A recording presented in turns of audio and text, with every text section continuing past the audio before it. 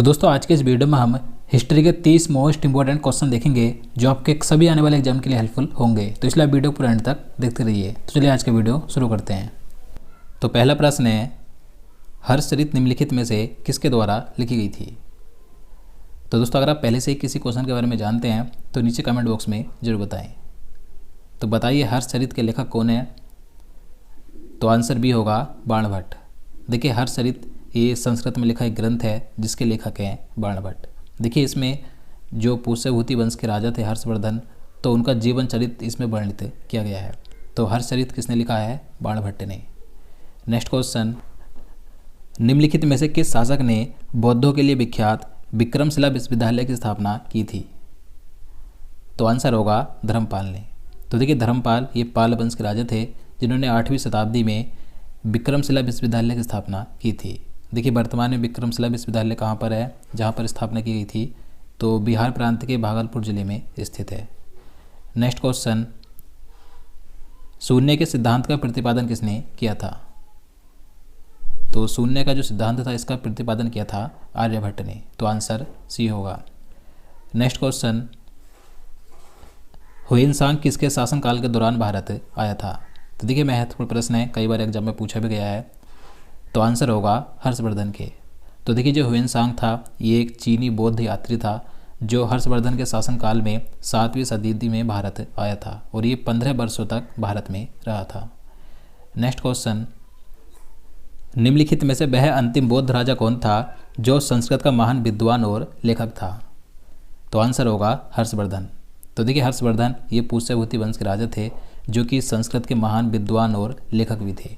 इसी के साथ हर्षवर्धन ये अंतिम बौद्ध राजा भी हुए हैं, तो याद रखना है। नेक्स्ट क्वेश्चन, राजा हर्षवर्धन के दरबारी कवि कौन थे। तो आंसर होगा बाणभट्ट। तो देखिए बाणभट्ट ये हर्षवर्धन के दरबारी कवि थे। बाणभट्ट ने ही हर्षवर्धन की जीवनी लिखी है जिसका नाम है हर्षचरित। नेक्स्ट क्वेश्चन है, यूनानी राजदूत मेगास्थनीज इनमें से किस शासक के दरबार में आया था। तो आंसर होगा चंद्रगुप्त मौर्य के। तो देखिए मेगास्थनीज की बात करें तो मेगास्थनीज ये सेल्यूकस निकेटर का एक यूनानी राजदूत था जो चंद्रगुप्त मौर्य के दरबार में आया था और मेगास्थनीज ने इंडिका नामक पुस्तक भी लिखी थी। तो यहाँ से कई क्वेश्चन पूछे जा सकते हैं कि मेगास्थनीज ये किसका राजदूत था।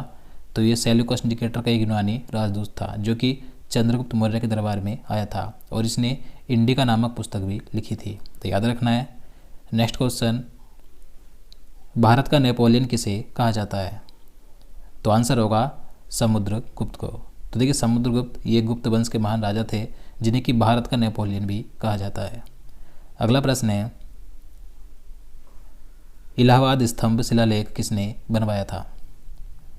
तो आंसर होगा हरिसेन ने।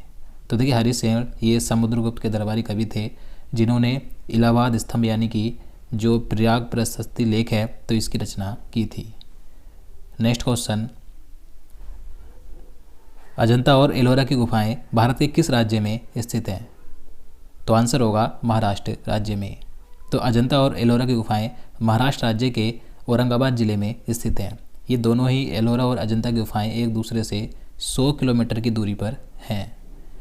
नेक्स्ट क्वेश्चन, राजा हर्षवर्धन ने अपनी राजधानी कहाँ से कहाँ स्थानांतरित की थी। तो आंसर होगा थानेसर से कन्नौज। तो देखिए जो पुष्यभूति वंश के राजा थे हर्षवर्धन, तो इन्होंने अपनी राजधानी थानेसर से कन्नौज को स्थानांतरित किया था।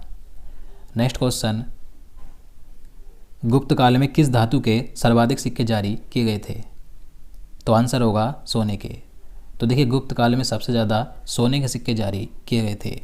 इन सोने के सिक्कों को गुप्त काल में दिनार कहा जाता था। इसी के साथ गुप्त काल में जो चांदी के सिक्के जारी किए गए थे तो इन चांदी के सिक्कों को कहा जाता था रूपक। तो दोनों याद रखने हैं, गुप्त काल में सोने के सिक्कों को कहा गया दिनार और चांदी के सिक्कों को कहा जाता था रूपक। नेक्स्ट क्वेश्चन, निम्नलिखित में से किनके सिक्के संगीत के प्रति उनका प्रेम दर्शाते हैं। तो आंसर होगा गुप्तों के। तो देखिए गुप्त काल में जो सिक्के जारी किए गए थे तो वे सिक्के संगीत के प्रति उनका प्रेम दर्शाते हैं क्योंकि समुद्रगुप्त के सिक्कों पर उसे बीड़ा वादन करते हुए दिखाया गया था, जिससे पता चलता है कि समुद्रगुप्त संगीत का प्रेमी था। नेक्स्ट क्वेश्चन, आर्यभट्ट और कालिदास किस गुप्त शासक के दरबार में थे। तो आंसर होगा चंद्रगुप्त द्वितीय के। चंद्रगुप्त द्वितीय को चंद्रगुप्त विक्रमादित्य भी कहा जाता है। तो इसके दरबार में थे आर्यभट्ट और कालिदास।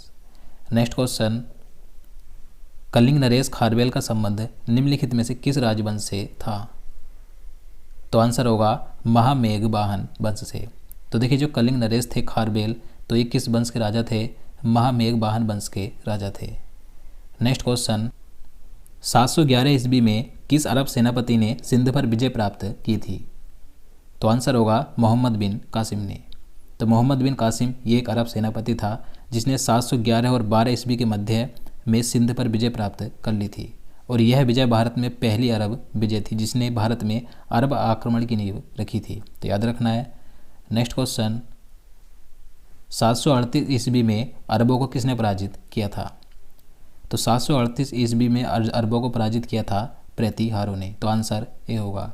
देखिए जो अरब थे ये सिंधु नदी के पूर्व की ओर बढ़ रहे थे, तो अरब सेनाओं को रोकने के लिए गुर्जर प्रतिहारों ने महत्वपूर्ण भूमिका निभाई थी।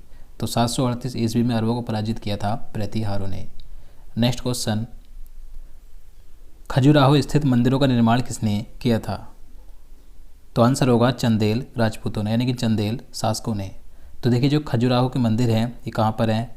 तो ये मध्य प्रदेश के छतरपुर में है। तो इन मंदिरों का निर्माण 950 ईस्वी से 1050 ईस्वी के बीच में चंदेल राजाओं द्वारा किया गया था। नेक्स्ट क्वेश्चन, चालुक्य वंश का सर्वाधिक प्रसिद्ध राजा कौन था, यानी कि शासक कौन था? तो चालुक्य वंश का सर्वाधिक प्रसिद्ध शासक था पुलकेशिन द्वितीय। तो आंसर डी होगा। नेक्स्ट क्वेश्चन, गीत गोविंद के लेखक कौन थे? तो आंसर होगा जयदेव। देखिए जयदेव ये संस्कृत के एक महाकवि थे जिन्होंने गीत गोविंद और रति मंजरी की रचना की थी। नेक्स्ट क्वेश्चन, एलोरा के मंदिरों का निर्माण किन शासकों ने किया था?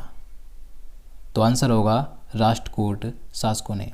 तो देखिए एलोरा का जो कैलाश मंदिर है ये महाराष्ट्र के औरंगाबाद जिले में प्रसिद्ध एलोरा की गुफाओं में स्थित है। इन मंदिर का निर्माण राष्ट्रकूट शासक कृष्ण प्रथम ने करवाया था। तो याद रखना है। नेक्स्ट क्वेश्चन, महाबलीपुरम में रथ मंदिरों का निर्माण किस पल्लव शासक के शासनकाल में हुआ था? तो आंसर ऑप्शन बी होगा नरसिंह वर्मन प्रथम ने। तो देखिए महाबलीपुरम में जो रथ मंदिर हैं तो इन मंदिरों का निर्माण पल्लव शासक नरसिंह वर्मन प्रथम ने करवाया था।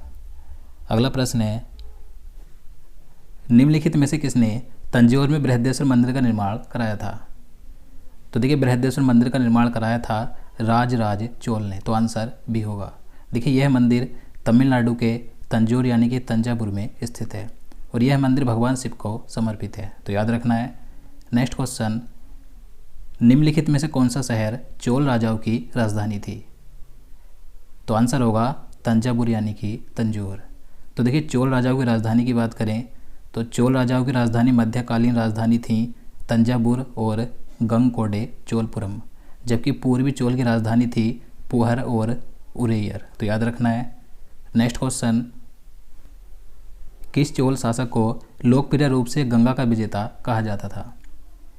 तो आंसर होगा राजेंद्र चोल प्रथम को। तो देखिए राजेंद्र चोल प्रथम ये चोल वंश का एक राजा था जिसे गंगा का विजेता कहा जाता था। अब इसे क्यों कहा जाता था? तो राजेंद्र चोल प्रथम ने बंगाल के पाल शासक महिपाल पर आक्रमण कर उसे पराजित कर दिया था और जो महिपाल था ये युद्ध क्षेत्र से भाग गया था। तो ये जो अभियान था राजेंद्र चोल प्रथम का, तो इस अभियान का उद्देश्य ही गंगा नदी का पवित्र जल लाना था। तो इसलिए राजेंद्र चोल प्रथम को गंगा का विजेता कहा जाता था। नेक्स्ट क्वेश्चन, अधिकांश चोल मंदिर किस देवी या देवता को समर्पित हैं? तो आंसर होगा भगवान शिव को। तो देखिए चोल वंश के जो अधिकांश मंदिर बने हुए हैं तो ये शिव को समर्पित हैं। नेक्स्ट क्वेश्चन, अलबरूनी फारसी विद्वान किस आक्रमणकारी के साथ अफगानिस्तान और भारत आया था? तो आंसर होगा महमूद गजनी के।